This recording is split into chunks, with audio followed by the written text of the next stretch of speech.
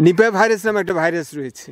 আচ্ছা, যে ভাইরাসটি এই রসে পাখি যখন বসবে সেই ভাইরাসটি ছড়াবে। হ্যাঁ। ফিলের মুখে জাল দিলে, হ্যাঁ, ফিলের মুখে জাল দিলে, হ্যাঁ, নেট দিলে, নেট, হ্যাঁ, আর পাখি বসবে না। বাপের ভাই যে চাচা আর গাছ চাচা এক জিনিস। এই যে খেজুর গাছ কাটার যে যন্ত্র, যেগুলো আমরা দেখতে পাচ্ছেন, চাচা এই যন্ত্রগুলো নিয়ে যাবে খেজুর গাছ কাটার জন্য। আমি আপনাদেরকে দেখাবার চেষ্টা করব কিভাবে চাচা খেজুর গাছ কাটেন, সেটা আপনাদের জায়গায় নিয়ে দেখাবার চেষ্টা করব। চাচা, এই কি কি যন্ত্র লাগে আপনার এই খেজুর গাছ কাটার জন্য? এই যে আপনি নিলেন, কি কি লাগে একটু বলেন, মুখে বলেন। এর ভিতরে কি কি আছে? এর ভিতরে দাসে নিয়ে আছে, দা আছে, একটা আছে, এই দেখেন।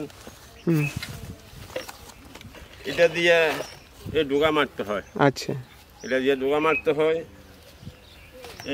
এটা দিয়ে সাঁচতে হয়, এটা দিয়ে সাঁচতে হয়। আচ্ছা, এটা দিয়ে নিচের থেকে এইভাবে। তাহলে আমি আপনার গিয়ে সেটা দেখবো আপনি কি করেন।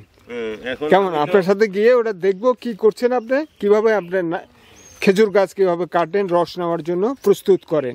প্রস্তুতি করতেছি। আচ্ছা, ঠিক আছে, চলেন যাই। গ্রাম বাংলার খেজুরের যে সংস্কৃতি, খেজুরের রস, এটি আসলে একটা লোভনীয় বিষয়। খেজুরের রসটা একটা লোভনীয় বিষয়। সেই রসটা কিভাবে সংগ্রহ করা হয়, গাছকে কিভাবে প্রস্তুত করা হয়, সেটি এখন আজকে আপনাদেরকে দেখাবার চেষ্টা করব।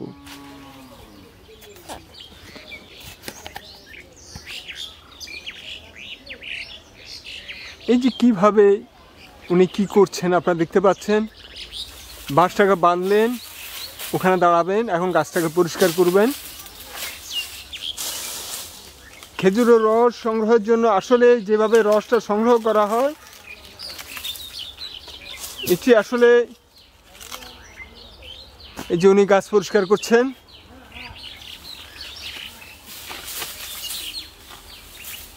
খেজুর গাছ কটা আছে আপনার?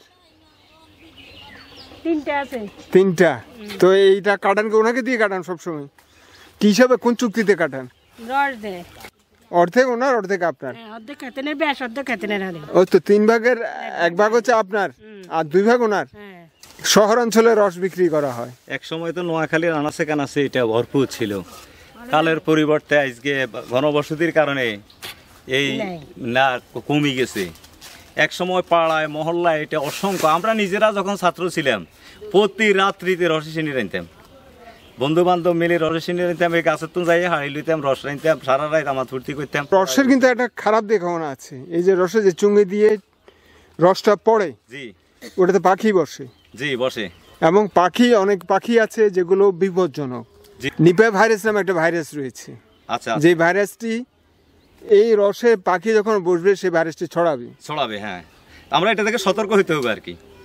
রস নিয়ে যেটা শহরাঞ্চলে বিক্রি করা হয়, পিওর রস পাওয়া যায় না, সত্যিকারের রস পাওয়া যায় না। এটা খুব দুর্লভ হয়ে গেছে, যার কারণে আবার অনেকে অনেক অসাধু ব্যবসায়ী অনেক রকম অনেক কিছু করতে পারে। রসের সাথে ফ্লেভারটা মিশিয়ে দেয়। হ্যাঁ, হ্যাঁ, অনেক কিছু করতে পারে। শহরে আমরা যারা ক্রেতা তারা যদি একটু সচেতন হই, আমার মনে হয় আপনার এই ভিডিওর মাধ্যমে আমার যে বাইরে জানবো, বুঝবো, তারাও সচেতন হবে বলে আমার দৃঢ় বিশ্বাস। রসের সাথে যে ফ্লেভারটা মিশে, এই যে আপনি রসের খেজুর গাছের মালিক, আপনি কিন্তু যেহেতু নিজের সরষের গাছ আছে, আপনি খাচ্ছেন, আপনি কিনতে হচ্ছে না। কিন্তু শহরাঞ্চলে যারা কিনে, আপনি কি জানেন সেই রসটা কিন্তু আপনার গাছের যে অরিজিনাল রস, সেই রস নয়, সেখানে ফ্লেভারটা মিশিয়ে দেওয়া হয় রসের, এবং সেটা বিক্রি করা হয় এবং অধিক মূল্যে বিক্রি করা হয়। তা আমি যে কথাটা বলতে চাচ্ছিলাম, রস হচ্ছে শীতকালে, রসটা হচ্ছে একটা লোভনীয় একটি আইটেম মানুষের। রসের সিন্নি, রসের সেমাই, রস দিয়ে যে আইটেম কি কি বানানো হয় রস দিয়ে বলেন? রস দিয়ে কি কি তৈরি? হ্যাঁ, আবার শীতলি পিঠা রাঁধে, সবচেয়ে সুস্বাদু সেটা। আদ্র ইয়ে করি, সবচেয়ে সুস্বাদু সিন্নি রাঁধে, সেমাই রাঁধে। রসের কি বলে? রসের সেমাইনি বলে, এটা কি বলে? রসের সিন্নি বলে। এই যে আমার ভাই মোতালেব ভাই, সেটা কাজ করতে করতে উনি বললেন, উনি শুনতে পেয়েছেন, উনি বললেন যে রসের সিন্নি বলে এটাকে। এই যে আসলে রসের সিন্নির একটা কি একটা মজা রয়েছে, এবং এই রসের সিন্নির প্রতি মানুষের দুর্বলতা রয়েছে। এটা এমন একটা পপুলারিটি ছিল এক সময় আসলে প্রতি শুক্রবারে রসের সিন্নি আমাদের এলাকার মসজিদ বলে জাম হয়ে যেত, খালি রসের সিন্নি রসের সিন্নি রসের বেশি সিন্নি বেশি কোনার মসজিদে সব প্রায় মসজিদে মানে প্রায় রসের সিন্নি। তবে আবার হিকেট ছিল ভাই।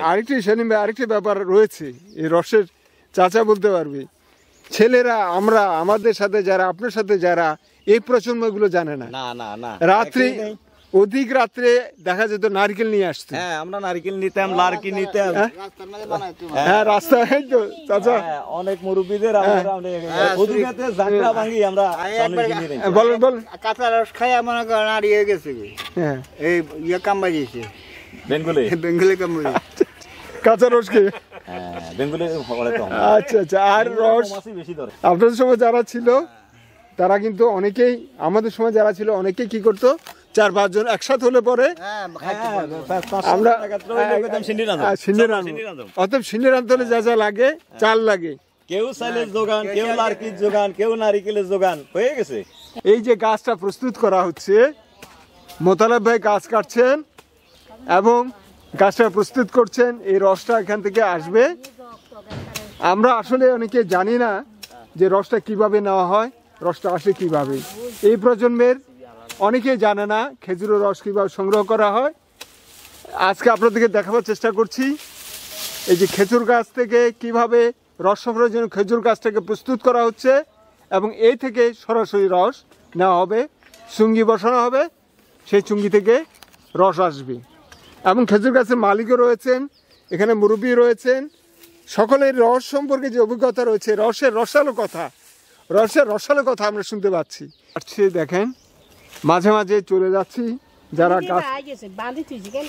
যারা গাছ কাটা দেখছেন এবং মোতালেব ভাই যে কাজটা প্রস্তুত করছেন, মাঝে মাঝে চলে যাচ্ছি ওনাদের কাছে, কারণ গাছ কাটা আপনারা দেখছেন, পাশাপাশি যারা আমরা নিচে অপেক্ষা করছি দেখছি গাছ কাটাটি, আমরা আমাদের কথাগুলো বলছি। এবং এই যে একটা কাজ প্রস্তুত করতে যে পরিশ্রমটি হচ্ছে সেটা আপনারা দেখতে পাচ্ছেন। মোতালেব ভাই এখন গাছটা চাচ্ছেন, গাছ পরিষ্কার করছেন, যেখানে চুঙ্গি বসাবেন, গাছটাকে তৈরি করছেন, গাছটাকে প্রস্তুত করছেন চুঙ্গি বসানোর জন্য। এটাকে নোয়াখালী আঞ্চলিক চাচা বলে, চাচ্ছে। এই চাচাটা কি বলুন তো চাচা, চাচাটা কি, এটা কি চাচাটা কি?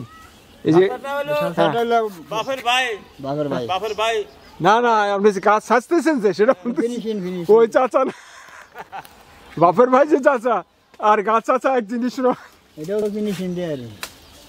মোতালেব ভাই বলছে যে গাছ তো চাচতেছেন, এই চাচাটা কিন্তু অন্য জেলার মানুষ কিন্তু বুঝে না, পরিষ্কার করে নিচ্ছে আর কি। মানে চাচাটা পরিষ্কার করা, গাছ পরিষ্কার করছে, ঠিক আছে, কিন্তু আমরা চাচা বলি আঞ্চলিক নকলে, আঞ্চলিক ভাষায় চাচা বলে, কিন্তু এই চাচা মানে চাচা নয়।